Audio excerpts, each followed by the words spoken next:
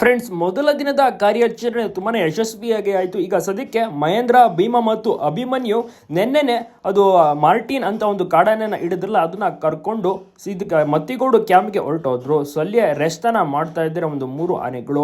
ಇನ್ನುಳಿದಂತೆ 5 ಆನೆಗಳು ನಮ್ಮ ಒಂದು ಬಿಕ್ಕೋಡ್ ಕ್ಯಾಂಪ್ನಲ್ಲಿ ಟೆಂಟ್ ಹಾಕಿದೆ. ಸದ್ಯಕ್ಕೆ 2 ದಿನಗಳ ಕಾಲ ಕಂಪ್ಲೀಟ್ ರೆಸ್ಟ್ ನಲ್ಲಿ ಇರ್ತವೆ.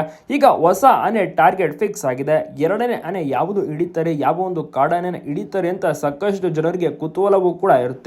ಒಂದು ಇಂಟ್ರೆಸ್ಟಿಂಗ್ ಪಾಯಿಂಟ್ ಏನಪ್ಪಾ ಅಂದ್ರೆ, ಇನ್ನೊಂದು ಕಾಡಾನೆನ ಹಿಡಿಯಲು ಪಳಗಿಸಲು ರೆಡಿ ಆಗಿದ್ದಾರೆ. ಸೊ ಒಂದು ಆನೆಯ ಹೆಸರು ಸೀಗೆ ಅಂತ, ಸೀಗೆ ಗುಡ್ಡ ಅಂತ ಕೂಡ ಆನೆನ ಕರೀತಾರೆ. ತುಂಬಾನೇ ಬಲಶಾಲಿ, ತುಂಬಾನೇ ಹೈಟ್ ಇರುವಂತ ಆನೆ, ತುಂಬಾನೇ ಅಕ್ಕಪಕ್ಕ ಫೇಮಸ್ ಆಗಿರುವಂತ ಆನೆ. ಈ ಒಂದು ಬಿಕ್ಕೋಡ್ ಕ್ಯಾಂಪ್ ಇದೆಯಲ್ಲ, ಅಲ್ಲಿಂದ ಒಂದು ಸುತ್ತಮುತ್ತ 15 ಕಿಲೋಮೀಟರ್ ರೇಡಿಯಸ್ ನಲ್ಲಿ ಓಡಾಡ್ತಾ ಇರುತ್ತೆ. ಸೊ ಈ ರೀತಿಯ ಒಂದು ಆನೆನ ಹಿಡಿದು ಅದನ್ನ ಪಳಗಿಸುವಂತ ಕೆಲಸ ಮಾಡಲೇಬೇಕು. ಯಾಕೆಂದ್ರೆ ಇದು ಮಾನವ ಸಂಘರ್ಷಕ್ಕೆ ಹಾನಿ ಮಾಡಿರುವಂತ ಆನೆ, ಜೊತೆಗೆ ಒಬ್ಬರನ್ನ ಬಲಿ ಪಡೆದಿತ್ತು ಅಂತ ಕೂಡ ಹೇಳಲಾಗಿತ್ತು.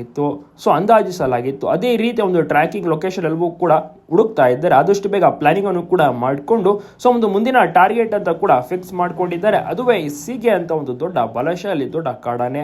ಅಭಿಮನ್ಯು ಟೀಮ್ ನೇತೃತ್ವದಲ್ಲಿ ಒಂದು ನೆಕ್ಸ್ಟ್ ಟಾರ್ಗೆಟ್ ಫಿಕ್ಸ್ ಆಗಿದೆ. ಇದ್ರ ಬಗ್ಗೆ ನೀವೇನಂತೀರಾ? ಇನ್ನು ಹೆಚ್ಚಿನ ಮಾಹಿತಿ ಅಪ್ಡೇಟ್ಸ್ಗಾಗಿ ನಮ್ಮ ಒಂದು ಚಾನೆಲ್ನ ಫಾಲೋ ಮಾಡ್ಕೊಳ್ಳಿ. ಪ್ರತಿಯೊಬ್ಬರಿಗೂ ಕೂಡ ವಿಡಿಯೋನ ಶೇರ್ ಮಾಡೋದನ್ನ ಮರಿಬೇಡಿ. ಸುತ್ತಮುತ್ತಲೇ ಓಡಾಡ್ತಾ ಇದೆಯಾ ಅಂತ ಒಂದು 15 ಕಿಲೋಮೀಟರ್ ಅಂತರದಲ್ಲಿ ರೇಡಿಯಸ್ ನಲ್ಲಿ. ಸೊ ನಿನ್ನೆ ಒಂದು ಹೋಗಿದ್ವಲ್ಲ ಒಂದು ಮಾರ್ಟಿನ್ ಎಂಬ ಕಾಡಾನೆ ಹಿಡಿಯೋಕೆ, ಅದು ಒಂದು ಸರಿಸುಮಾರು ಒಂದು ಕ್ಯಾಂಪ್ನಿಂದ ಒಂದು ಏನಿಲ್ಲ ಅಂದ್ರೆ ಒಂದು 35 ಕಿಲೋಮೀಟರ್ ಅಂತರದಲ್ಲಿ ಇತ್ತು.